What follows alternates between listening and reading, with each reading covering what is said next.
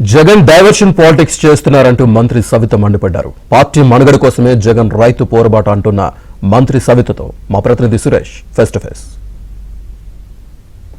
కూటమి ప్రభుత్వం 15 నెలల కాలంలో చేపట్టిన సంక్షేమ పథకాలను ప్రజల్లోకి తీసుకెళ్లడంలో భాగంగా సూపర్ 6 సూపర్ హిట్ కార్యక్రమాన్ని అనంతపురంలో నిర్వహిస్తుంది. అందులో భాగంగా సూపర్ 6 సూపర్ హిట్ విజయోత్సవ సభను అనంతపురం నగర శివార్లోని ఇంద్రప్రస్థ మైదానంలో ఏర్పాటు చేశారు. పెద్ద ఎత్తున దాదాపు 3 నుంచి 4 లక్షల మంది ఇక్కడ ఏదైతే బహిరంగ సభకు వస్తున్న నేపథ్యంలో పెద్ద ఎత్తున ఏర్పాట్లు కూడా చేశారు. ఇప్పటికే మంత్రులందరూ కూడా అనంతపురంలో మకాం వేసి కూడా ఏర్పాట్లను పర్యవేక్షిస్తున్నారు. ప్రస్తుతం మంత్రి సవిత ఇక్కడ సూపర్ 6 సూపర్ హిట్ బహిరంగ సభ వేదిక వద్ద ఉన్నారు. దీనిపైన మాట్లాడేందుకు మంత్రి సవిత గారు ఉన్నారు. సవిత గారు, సూపర్ 6 సూపర్ హిట్ అంటూ కూడా ఈరోజు అనంతపురం వేదిక అయింది, బహిరంగ సభ నిర్వహిస్తున్నారు. ఎలా ఉంది?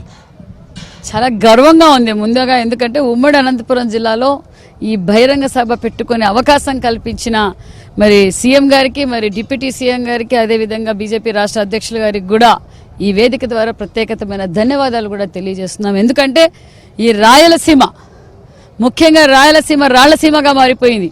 అది గ్రహించిన అన్న నందమూరి తారక రామారావు గారు ఈ రాయలసీమను రతనాల సీమగా మార్చాలని ఆ రోజుల్లోనే పునాదులు వేశారు.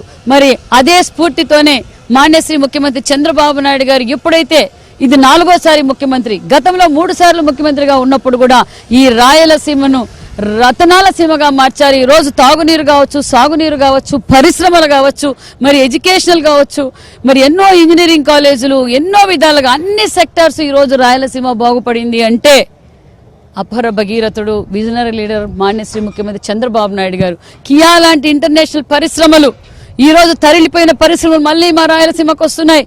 మరి రాయలసీమలో ఈ రోజు horticulture, agriculture, sericulture, industrial hub, మరి ఇరిగేషన్ ప్రాజెక్టులు ఈరోజు అన్ని మాకు అందుతున్నాయి.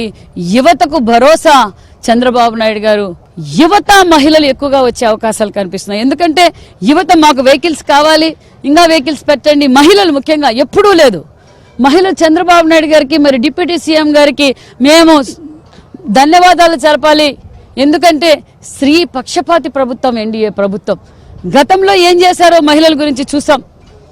అసెంబ్లీ సాక్షిగా మేడం భువనమ్మ గారిని ఏ విధంగా అసభ్యకరంగా మాట్లాడారో, మాలాంటి మహిళలందరిపైన సోషల్ మీడియాలో ఏ విధంగా ఇబ్బంది పెట్టారో, మరి మా మీద ఎన్ని కేసులు పెట్టారో, మరి అమరావతి భావితరాల భవిష్యత్ కోసం రాజధాని ఇచ్చిన మహిళా రైతుల్ని ఏ విధంగా ఇబ్బంది పెట్టారో, మరి రైతుల్ని, మహిళల్ని ఏ విధంగా అవమానపరిచారో చూసాం.